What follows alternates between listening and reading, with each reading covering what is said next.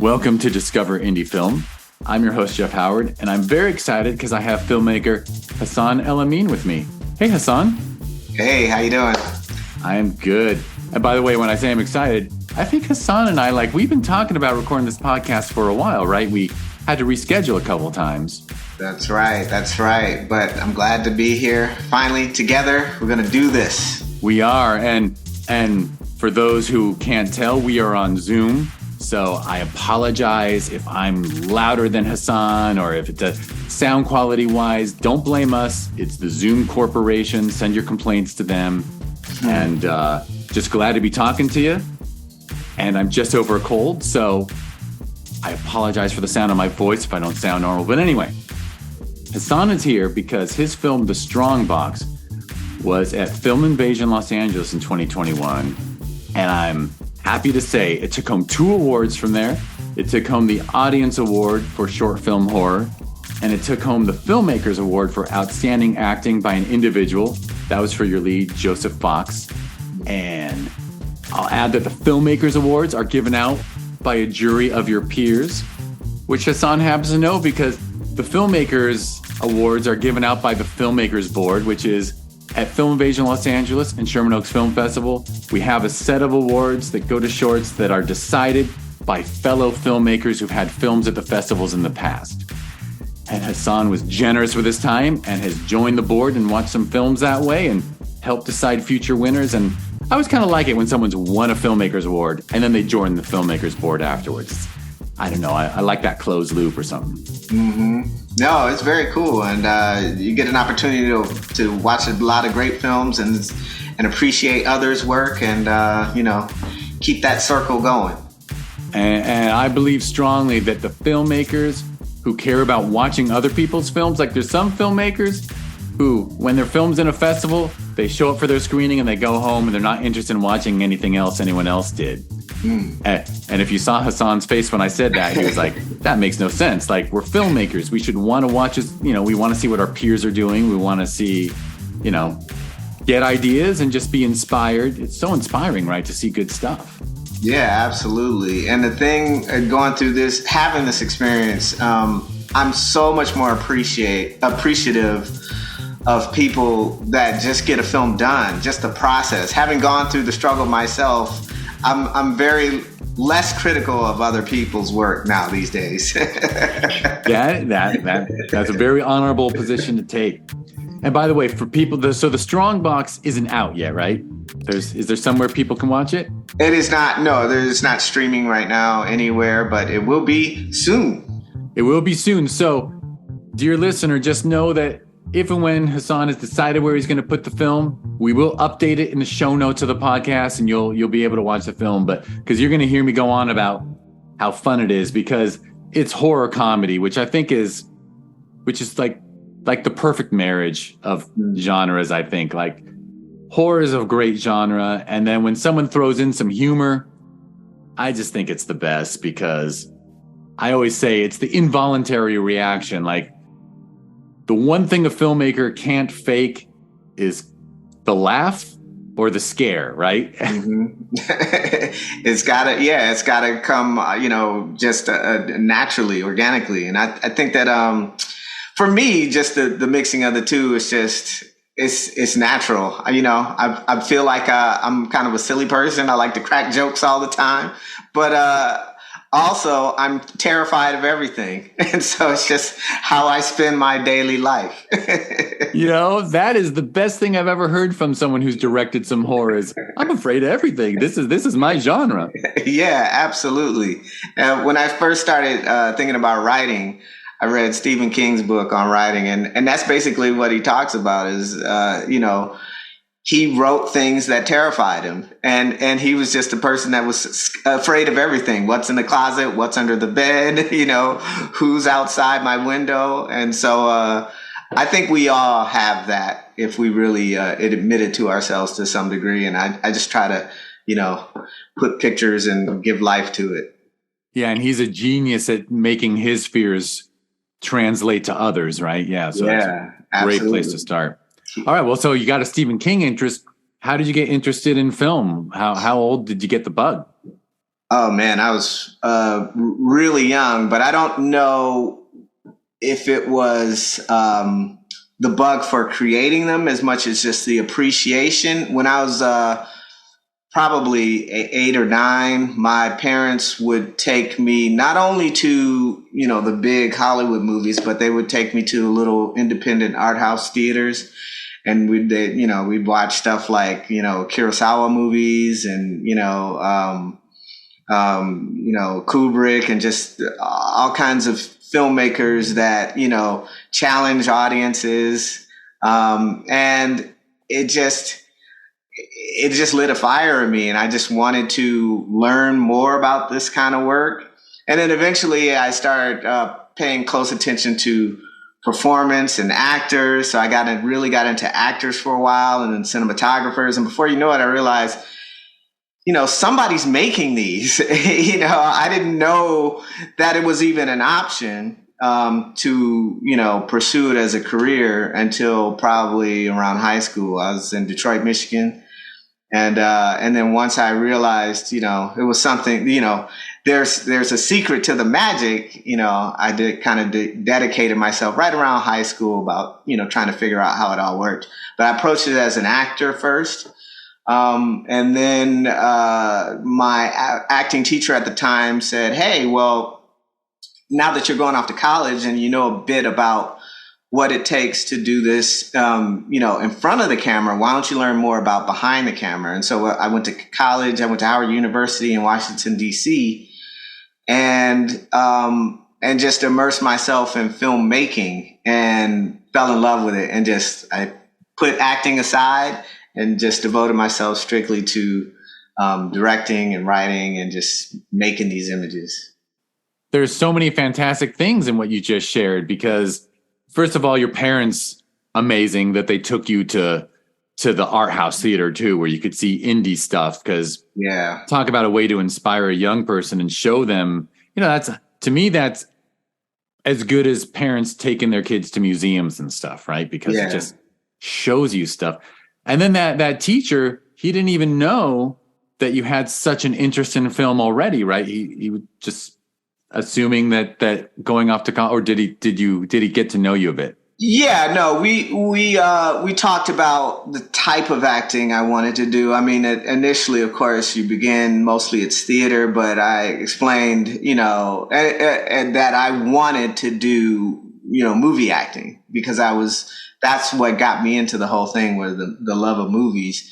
And that's when they explained, look, you've had some experience here, but it's always better, even if you just want to remain an actor, to know a little bit about the entire process. And once I learned about everything else, that's when, it took me off on another tangent. And at Howard, did you completely move on from acting? Did your interest in acting decreased and you got completely devoted to writing and directing? Yes, eventually. I still did a few films, mostly student films, when I first got there. But then as my later years were strictly just productions all the time, as much as I could do. And was it a fun program? Was it one of those programs where you got like the practical hands-on stuff as well as like film study, reading, studying other films and classic films? Yeah, absolutely. It was both. And, but at that time, I was just so charged by making the things, it's like enough of this theory, enough of this history stuff. I just want to make movies. But yeah, we absolutely did both. And, we have a film professor there, Haile Garima, who's highly regarded as somebody in African cinema and world cinema, just a pillar. And I took classes with him and really learned about the impact that your film can make, or choices that you can make, things that you can do, writing and camera-wise and angle-wise. And so it really got me thinking more about film as an art. I don't know that I thought about it as an art form as much before then, but once I took a few of his classes, it really got me thinking. to how serious and important film could be. Because before that, you know, if I just look at a lot of the other big Hollywood movies I was watching, like, you know, Gremlins or something like that, it was just all about the spectacle and how fun movies were. But there I really learned about film as an art form. That's wonderful. That's yet another gift. And there, did you start making shorts, I assume? I did. I started making shorts, you know, group projects with other students, and then some of my own. You know, at that time, it was just learning how to expose film, because we were shooting on film at the time. And it was just learning how to, you know, get something, you know, how to communicate with an audience with images. You know, it was, I really like some of those earlier films, because when you're young and you don't know any better, you can really go wild and do a lot of experimentation that, you know, you restrict yourself later as an adult. But when you're just working with that, you know, for all intents and purposes, like a child, you know, you have these new tools and these new toys, and you're just going crazy. And so I really like those days, the creativity and the experimentation that came out of that. It really is a wonderful time, isn't it? That college era is, you know, even if you have stuff you're embarrassed of, part of you just loves it. Yeah, plenty of that. Yeah, I've learned not to be too precious about the work that I've done over the years, and just enjoy it for what it is. And it's all a learning process, and you're growing. And so I appreciate it. And the great thing about school, right? Doing it at school is also, like you said, like you worked on other people's, like you learned collaboration. Yeah, absolutely. And I learned, well, that's really the biggest thing that I took out of that experience too, is learning to do all the different roles. Sometimes you have to. Sometimes you're partnered with people that don't quite pull their weight in these group projects. So sometimes it was learning, you know, even if I was on board as just the camera operator or something, I had to learn to direct actors a little bit, or, you know, fix lines in the script or things like that. So it really gave me a good sense of, you know, the whole package of production, everything involved. And I think, you know, I'm a better filmmaker for it. For sure. Yeah. Lord knows most college productions, there's always, well, not just college, and every time like a sketch troupe like starts trying to shoot their stuff, someone eventually becomes a director, right? Because someone has skills where they're better off behind the camera, I think. Right. Yeah, absolutely. And sometimes, I've been surprised to learn that a lot of people can't see what you see as clearly as you see it sometimes. And I think that's probably what makes me a director, is I have a very clear vision of, you know, a project, even if it's just in script form or, you know, whatever. I really can see the whole package. And sometimes you get with people that can't do that as well. So, you know, their strengths lie somewhere else. Like you said, if it's a sketch troupe, you know, they're more of the performer. And then if you look at like Key and Peele, you know, the comedy team, you know, clearly one of them is more of a director, writer, creator. The other one's more of a performer, and that works for them. But, you know, you just named my favorite duo on earth. That's awesome. And not just because I have a picture with Keegan-Michael Key where he and I look like we're separated. Yeah. Well, I really like him as a performer too. I think he's actually, of the two, he's the stronger performer, and it makes sense that their paths have gone where they're gone. And I think, you know, I just can't wait to see more from him, and wait to see his, him really hit that project where he really takes off. Agreed. Yeah. Cause not that we should go on a Key and Peele tangent, but we're both fans, so we might as briefly do it, which is, with Keegan, it's without Jordan's writing and directing, and Keegan the right code, he wrote with them. They wrote together. Absolutely. But when Keegan-Michael Key does other people's stuff, it's always a step lower, I think, than when he and Jordan were collaborating. Yeah, and that's why I say, I mean, of course, he's in all kind of projects. He's doing a lot of great things, and I'm sure any other non-working actor would love to be where he is. But I think he is still yet to really find that project that really showcases him like the show did, but just on a bigger level. Absolutely. Yeah. Someday there's going to be a feature there. He's the lead, and there's Oscar talk because the guy's amazing. Yeah, absolutely. Thankfully, Jordan Peele is now an Oscar winner, and probably, and if you were to talk to me, deserves more. But anyway, we can move on from Key and Peele. My apologies for jumping on it, but sadly, not everyone is well versed in those two. So, right. Well, I just take in all kinds of media all the time. So yeah. But here, let me jump back to college. So it sounds like the college experience was great. And then how did you approach it after graduation? Well, after graduation, I was a bit lost coming out of college and then coming to Los Angeles. Didn't know anyone here, had no contacts. And so I kind of, the first thing I did was get work. So I worked at, PA, several places, and eventually landed at a place where they, needed an editor. And so then I was able to start editing.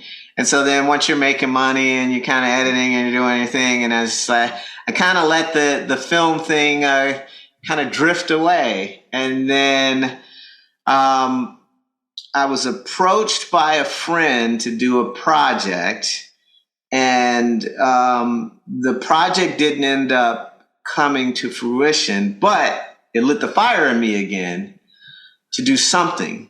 And so moving into the Strongbox, I just said, look, I just want to do something. And, I'm going to, try my hand at really seriously writing something that's very cohesive and a nice, compact, tight, story. And let's just see where it goes. And so I started that, just kind of noodling around with the screenplay, eventually landed on the story. And then I saw this commercial from,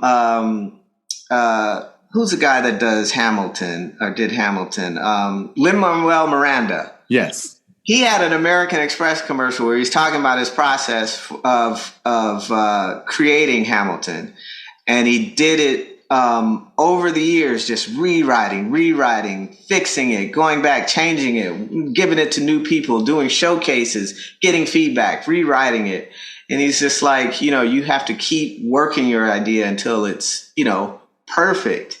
And so that's what I did. I basically wrote like 10 drafts of a short film and just showing it to people, constantly working it. And then when I felt like it was ready to go, I really started to figure out, okay, now how do I get this done? Assembling the team, assembling the actors and all that.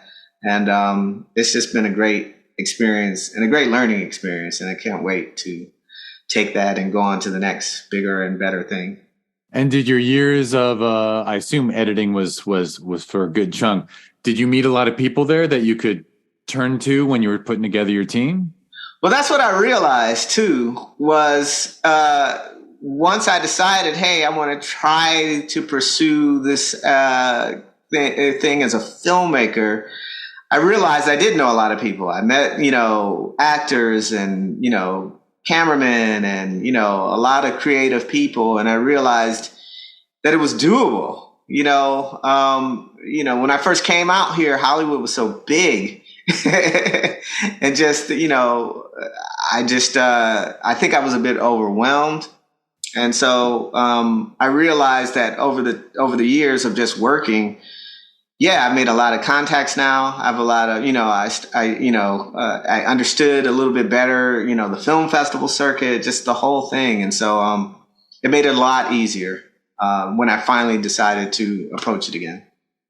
That's excellent. And so I had no idea. So the Strongbox is pretty much the first project you threw yourself into for yourself since since post-college. Yes, absolutely, absolutely. I mean, I've done, I've been involved with small productions here and there, but it was the first like real, like effort where I was like, I'm out of school. I really want to try to do something, you know, professional, and that people will enjoy. And horror comedy was just something easy to me. I knew not everybody loves horror movies, but comedy, like you said, if it hits you, right, it's involuntary. And so I figured it would be a nice, easy genre for me to be involved with, and also something easy for other people to like. I made sure that, and I gave myself some restrictions. No profanity in it. You reach as wide as audience as possible, and just, really make it kind of, even though there's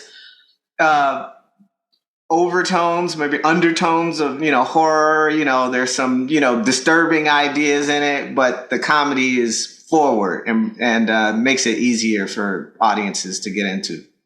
100%. Yeah. In fact, it's funny. There's different, like horror is not a homogenous genre, right? There's all kinds of types of horror.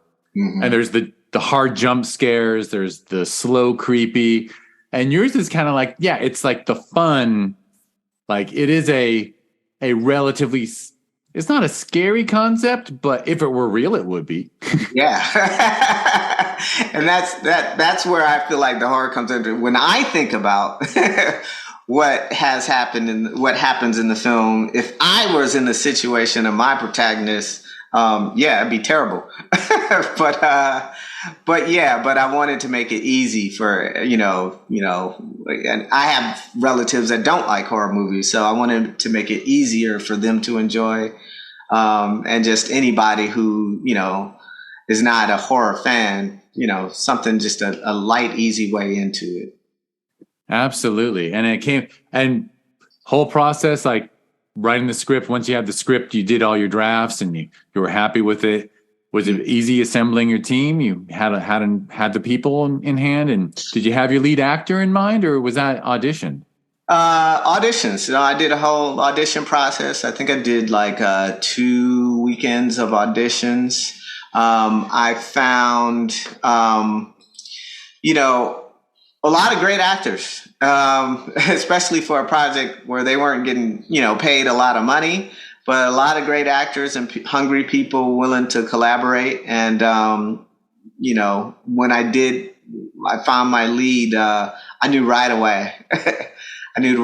He just had, the right energy, the right feel for the project. And, and one of the big things was, normally you have the final girl in a horror movie that has to do all the screaming, but this is a male role. And so when he screamed in the audition, I knew that was my guy. That was a test. You can't really fake that. And he did that really well. Yeah. I don't know if I learned this when it was at the festival, and of course it was a COVID festival, so it was virtual. We were stuck virtual, right, back in June of 2021. But the vaccines had just hit us, but not enough people had gotten them yet, so we couldn't go back in the theater. Mm-hmm. But yeah, if you told me that you wrote it with Joseph Fox in mind, I would have believed you, because he just fits it perfectly. I understand your reaction. And this was really one of the, few acting jobs he had done. He was a stand-up comedian who's interested in doing more acting, and he just did a fantastic job. And so hats off to him. And your other actor is also excellent. My other actor, Time Winters, is fantastic. He is the opposite in the sense that he is very seasoned, has been around for quite a while, and I tell him, he has the career I would want if I was an actor, meaning he's done everything. He's done, television shows, he's done movies, he's done, the CSIs and the Law and Orders, and then he's also done Star Trek. He's been the voice in like major video games like Metal Gear Solid. He's just done all kinds of things. He's done theater, And he was actually, at the time when I met him, he was writing a book on, I believe it was Bela Lugosi. So he was into horror too. He was perfect.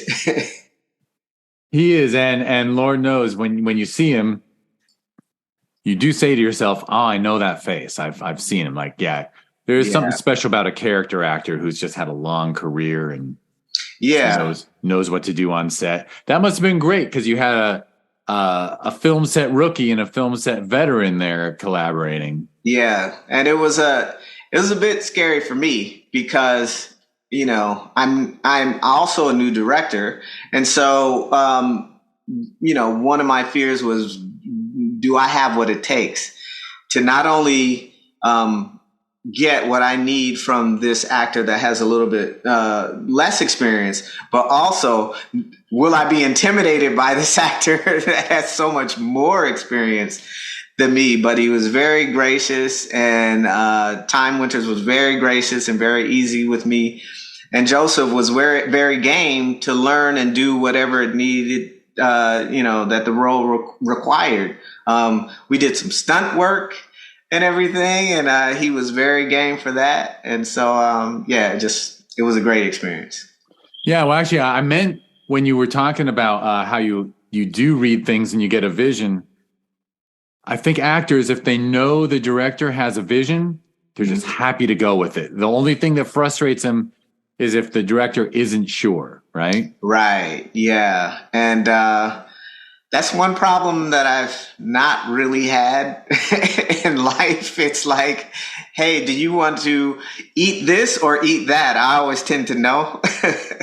I'm with you. And I was going to add that, like, when you told me when you read a script, you visualize it. Like, I think that is such a sign of a director. Because, you know, a lot of people, if they read a script, you have to coach them. Like, don't read this like a novel. Don't just read the words and hear them. Right. Project what you're reading onto a movie screen. Right. Yeah. And direct it in your mind. And there's some people that just naturally direct what they read. And there's people who read it and you're like, did you visualize? And they're like, I just, you know, heard people talking to each other. Yeah. Yeah. But that's, you know, the greatest directors can take a script and, like you said, there's words on the page, there's an initial thought, but they can take it and they can really transform it. And that's what I aspire to be, is to really, you know, showcase my own ideas and do something different and unique. And yeah, so I'm still learning, but trying to learn from the best. Absolutely. And you also had, obviously, I guess your instincts were also informed by your experience, because you wrote basically a one location short. Yeah, I wanted to make it very easy and doable because, you know, like I said, the project before that I tried to work on kind of didn't take off for various reasons. And so for this one, I just wanted to make sure this is something I could complete. And that was another lesson coming out of film school, was there were so many people that started projects and never finished them.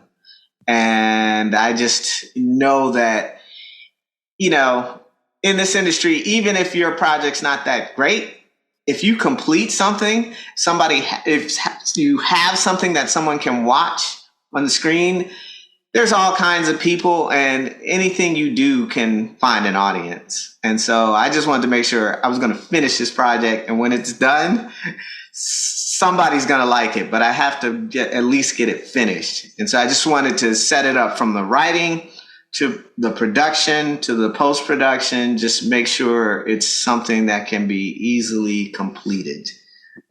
Easily completed, but I'll compliment you additionally that you did add some, you know, there's good VFX in it. And, you know, that's certainly, that's ambitious, right? To write VFX and give yourself the task of having them look good. Right.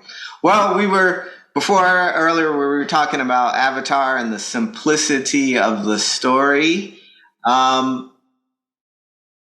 When you have a simple story, it allows you to then, you know, create layer things on top of it that make it, even more impactful. So I wanted to have a simple story that was easily accomplishable, but then as many flourishes artistically that I could layer on there, that would, give it some interest and some impact and have, people really feel something toward the end of it. So that was my goal.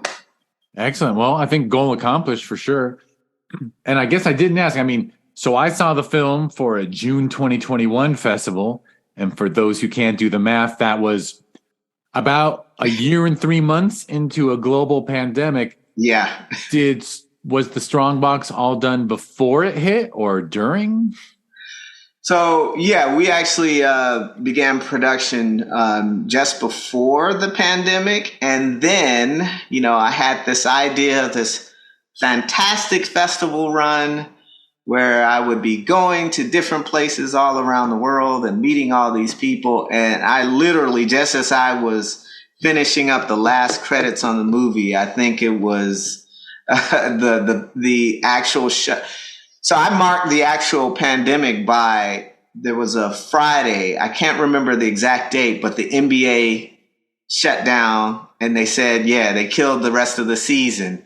And it was like, I finished the film on a Wednesday and then Friday, the NBA killed their season. And for me, the pandemic actually began. And, so that was a bit of a letdown, but fortunately, a lot of festivals, including yours, were able to transition to online, and that was just a godsend. And it really, I think, opened up my opportunities because I imagined I would only be in festivals that I could actually go to, but the festivals that this film has been in have been all around the world, places that I've never been able to go on. And so I just think it's amazing. I mean, it's sad in one way that we couldn't get together and be in a theater together, but really great that a lot of different audiences are still able to see these films.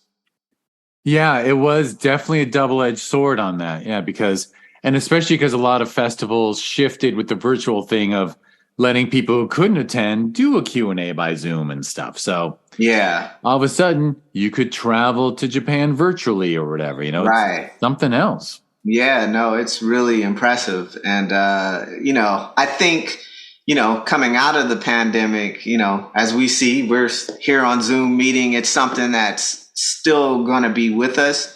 And, there's a benefit to it that, I appreciate. I would rather be in the room with someone still, but when you can't, you still have access to, different audiences. And that's only a good thing. For sure. I agree. Yeah, actually, the June Film Invasion LA in 2021, that was the second Film Invasion LA that couldn't be inside the theater because LA's rules were like, you can only sell 25% of the seats. And it was like, why have a festival where you are not going to allow people to attend? So, right. But we did do that in-person mixer, which was nice, in like an outdoor patio of a restaurant. Yeah, no, that was very cool. So at least filmmakers got to meet face to face, even if, thank goodness I didn't hear about anyone getting COVID after that. So no, I certainly didn't. And I certainly appreciated that mixer because that was one of the few experiences that I had over the course of this festival run to actually meet other filmmakers, talk to people. One of the things that's difficult as someone who wants to direct is you really don't get a chance to learn from your peers as much because you're the sole shot caller at that time, and you're not really learning how someone else would do it. And so anytime you get together with other filmmakers like the mixer you just mentioned, I got a real sense. I was able to talk to people and say, hey, how did you end up finding funding for your project, or what did you do in this particular situation? Or they asked me, what did I do? And I explained to them, my process. And so it's really an opportunity to learn and grow, which is why I wanted to do the whole festival experience. And so I was appreciative that, to have that moment. And after June, did you get any in-person festivals in? Because it was only a month or two later, I think, that things started to relax that summer. So, of course, there was a lot of relaxing and then restricting again. Yeah, that's true. That's true. So, I might be rainbow coloring my glasses looking back at that summer. but yes, I did. I was able to have some other experiences, and also opportunities to have the film projected on the big screen and be there in the audience with other people. And those were all very good. There was only a handful of them over the course of the few years because,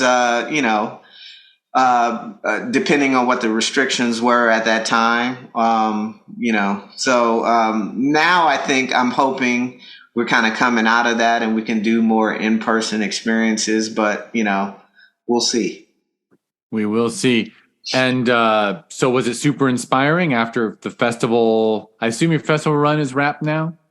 Yeah, we've wrapped our festival run, and it was a great experience, very informative, just on all fronts, just learning from other people, watching other films, seeing what's possible in a short film, because, going into it, I had my ideas on what a short film was, and now I see anything's a short film.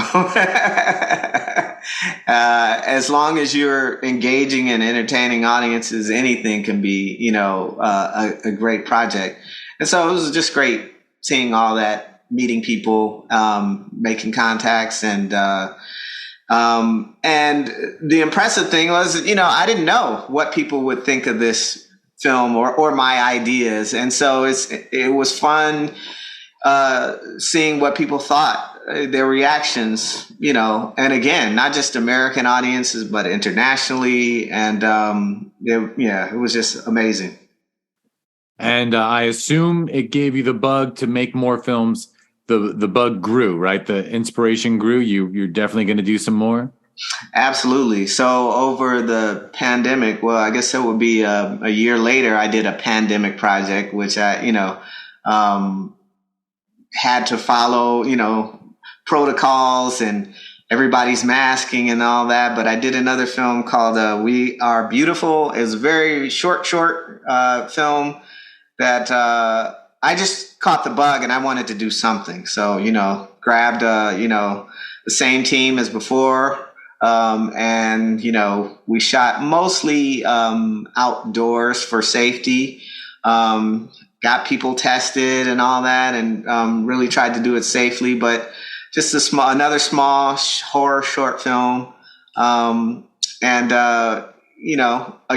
learned much more doing that one too. This one was a bit more guerrilla style. We ran kind of like a lot of downtown LA shots, just grabbing shots and trying not to get kicked out of places. But it turned out well, and also had a good festival run too. And I'm excited to move on to the next thing. Excellent. And still editing?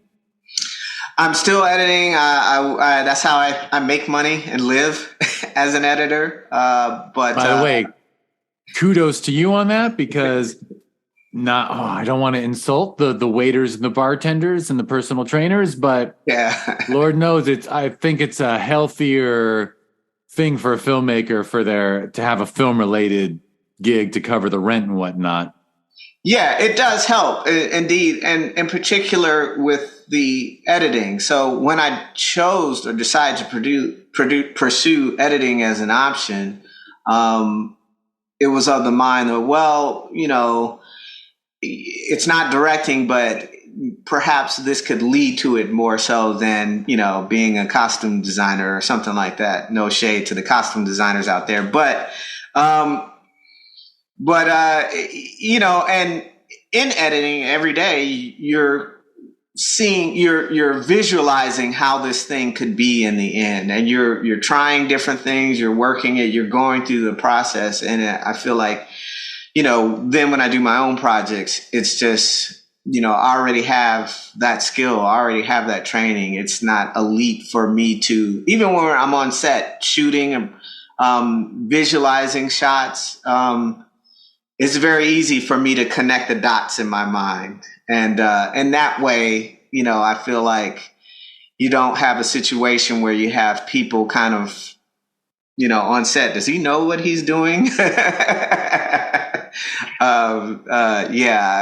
haven't really had that problem because, it's very easy and natural for me to visualize things. And I think it's because of all the time I've spent as an editor. For sure. And you just made me realize, besides, I've always thought of people who, there's actually a lot of filmmakers I meet at the festivals who edit for a living. And I always think of it as like great editing practice. But you just made me realize that a film editor looking at all that raw footage and putting it together, working with a director, that editor sees that director's style more so than anyone else. Like you get to see all the footage that isn't used. You get to see all the footage, all the coverage they chose to get. It's actually, talk about an insightful way to watch someone else's work.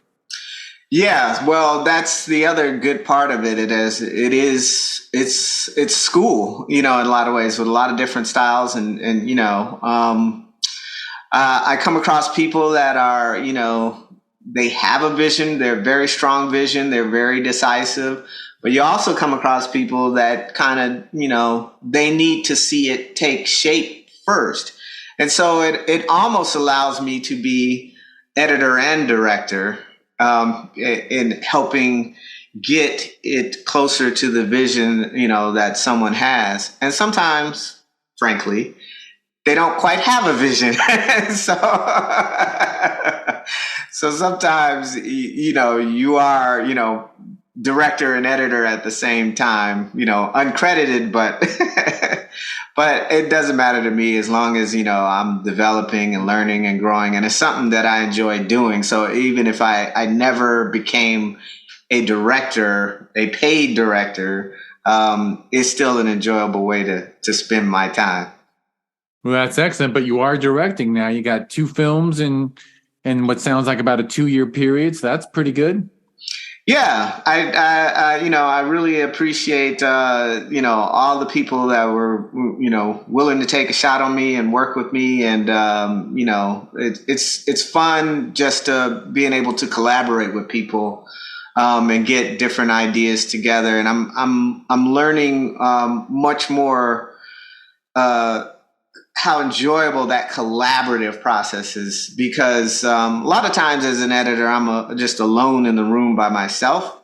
It's just kind of like my ideas, or when you're a writer and you're just writing, it's all your ideas. But then when you actually get to the production stage and it's so collaborative and you got a lot of these other creative people and their input, it really can, show you more, you learn more about your idea than you thought was there. And I really like that about the process.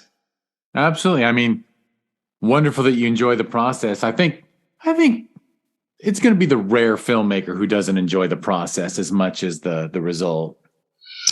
Right. Well, yeah. But you have all kinds. There's some people that, like production. There's some people that hate production. They don't really like all the personalities, and they prefer just to be in the edit room to craft the film. And so, I'm really learning what my process is, but right now I just love it all. I love every aspect of it. I love the auditions.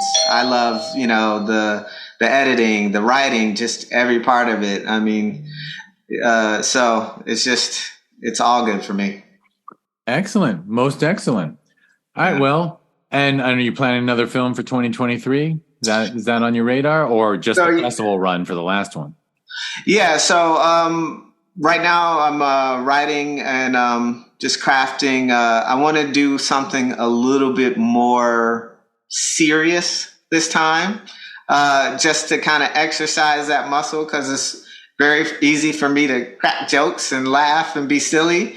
But I want to see if I can do something with a lot of much more dramatic, still a horror film, probably more of a slow burn kind of thing. But yeah, I'm working on that next. So stay tuned.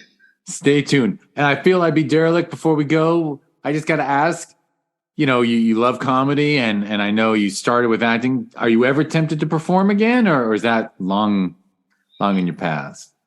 No, I would be interested in doing it again. I haven't done it in a while, so I would be nervous about it probably in the beginning. But any, especially if I, found a project that I was really interested in, be it my own, or someone else's, yeah, I'd be game for that. And I used to do a lot of acting in my own projects and found that difficult to wear all those hats. So I've kind of taken myself out of my own stuff, but if I could find somebody to collaborate with that really had something interesting, yeah, I'd be willing to do that again. Yeah. Or if your own stuff, you end up with a big enough crew where you don't have to, right? Because when you're making an indie, you got to wear so many hats. But, yeah, exactly. Yeah. But I still find it just very, I don't know how people did it. Like case in point, Mel Gibson directed Braveheart. Did he really? Because that's a massive movie, and he's the lead in every scene. So it's questionable how much you can say you really put your stamp on it as a director. But maybe he did.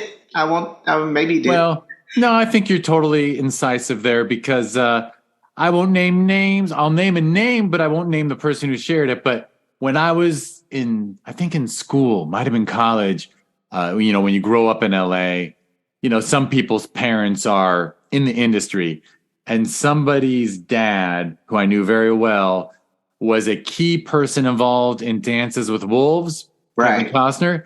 And Kevin Costner was nominated for Best Director.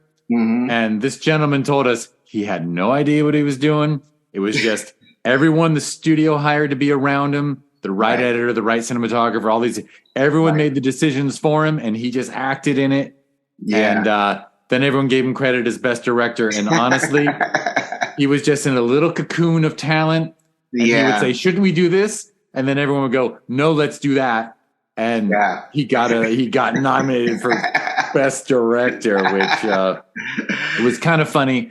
Yeah. I'm proud of myself for not naming who it was, but no, you know what? If I can find myself in that cocoon of talent, I'd be willing to star in that picture. Yeah, exactly. Well, in your case, you have already shown your talent as a director, so it would just be that you can direct and know that you don't have to worry, is the food arriving on time? And, and are people getting driven? And blah, blah, blah. Yeah, indie is a big challenge. Yeah, for sure. So in terms of, I have a question for you. In terms of all the films you've seen as a programmer, is there something you look for in a short film, where okay, this is really good. This is really makes it stand out from all the other hundreds of submissions that you get? Well, I hope it's not an unsatisfactory answer, but I think the number one thing is originality and creativity. I admit sometimes a short that's a story we've seen 1,000 times but it's told really well is good enough for the festivals. But I have a personal bias. I'd rather see something that is a very fresh take, even if it's a little less polished. Right. I tend to champion those. But so creativity, I tend to get out my pom-poms and be the cheerleader for the super creative ones, or the ones that just are a nice twist on something. Yeah, over the ones that are obviously maybe you hear about them from some other festival or they're super polished.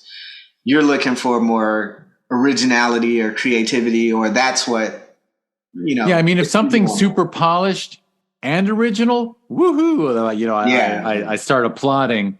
But yeah, if someone did this is a scenario I always make fun of, so I'm happy to repeat it, which is if it's a film about the young man who wants to ask a young lady out and is trying to work up the courage.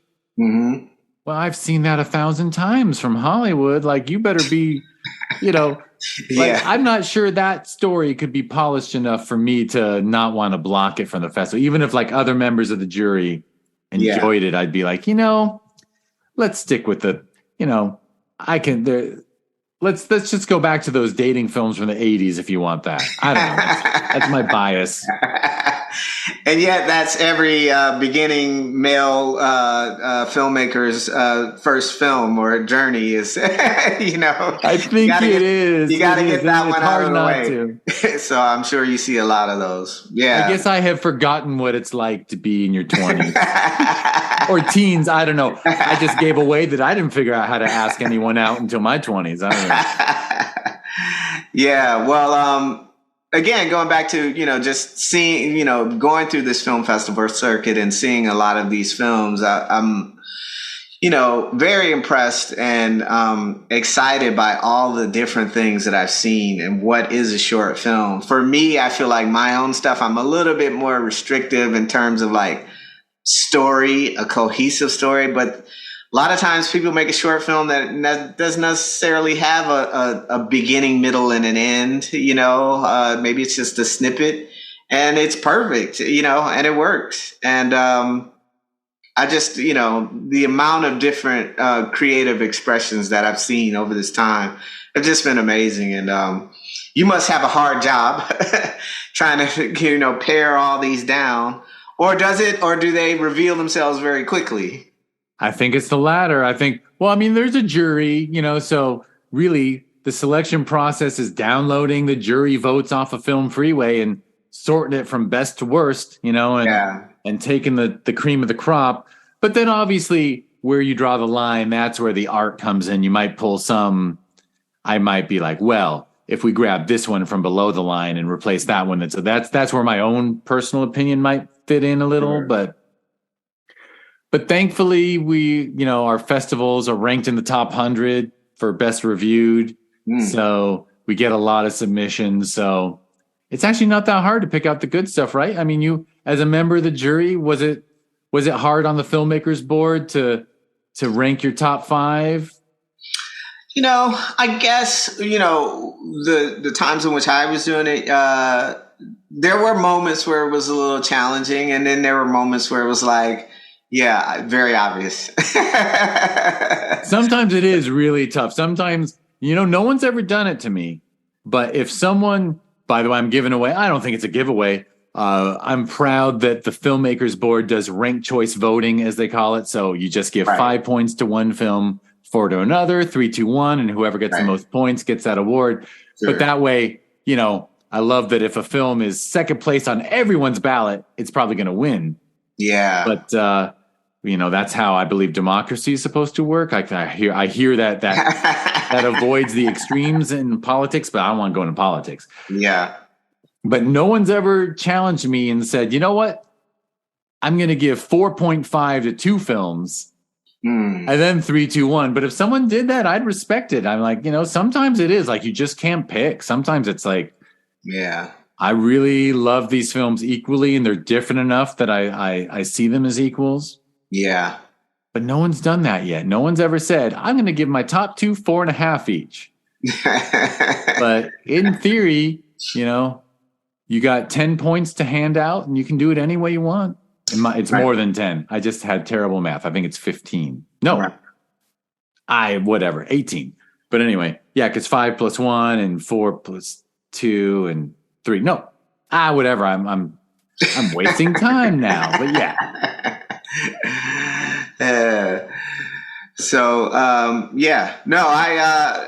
It is, I imagine, and maybe it's just I've just seen a lot of great films and even films that, aren't necessarily as great as some others. Like I said, I've just learned so much from everybody's productions and I've become much more lenient and less critical and just able to see, the pitfalls, the many pitfalls that could happen to prevent you from ever getting a finished film. And just so appreciative that, people take the effort. They really try different things. And yeah, I just, I'm much nicer now than I used to be. Well, that's cool. That's excellent. And, hey, we're going to stop recording in a minute and then we'll start recording again and get your 4 questions answers. And maybe I'll get to hear some stuff that you don't like. I don't know. But anyhow. Okay. Before we run, do you want to name a website or social media for people to follow your stuff? Sure. You can find the film, The Strongbox, at thestrongbox.shortfilm on Instagram.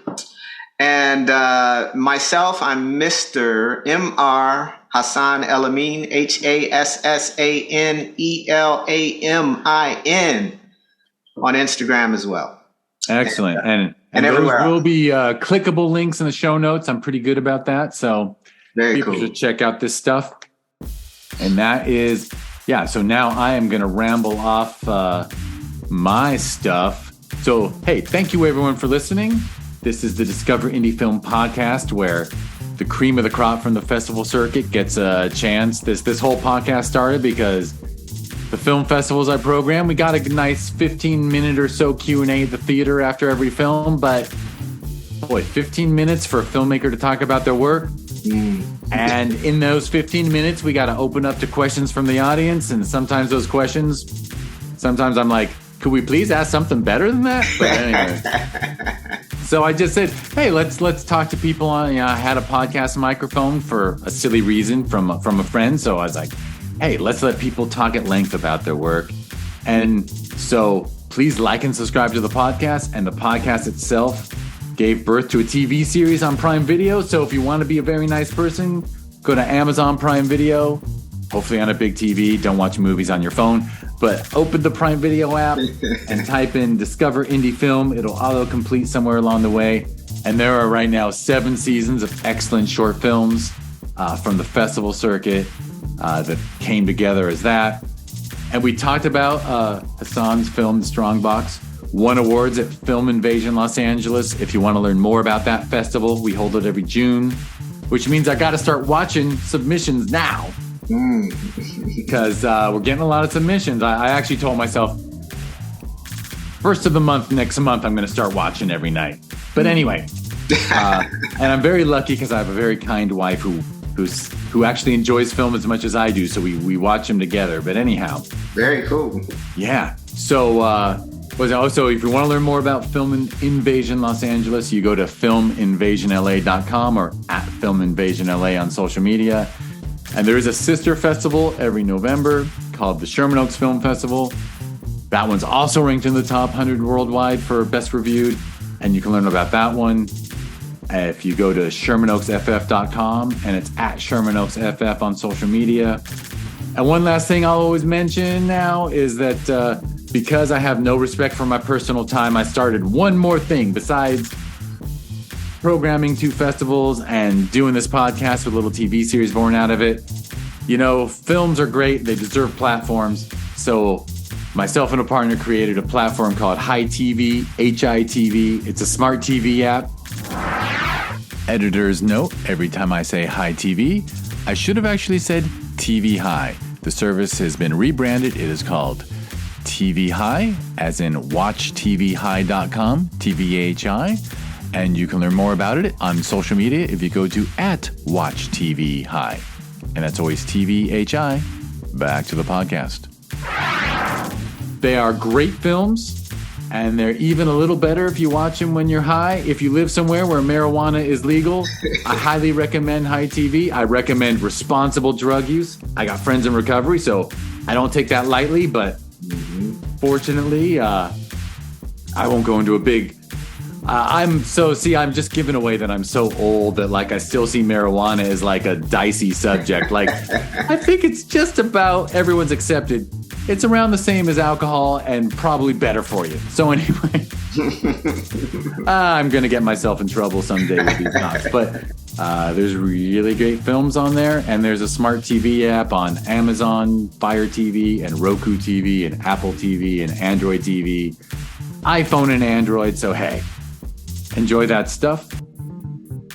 And Hassan, thank you so much for taking the time to discuss. Thank you for having me. I really appreciate the opportunity to speak with you, and it's been a pleasure. Been a pleasure for me too. And I'm going to close up by thanking everyone for listening.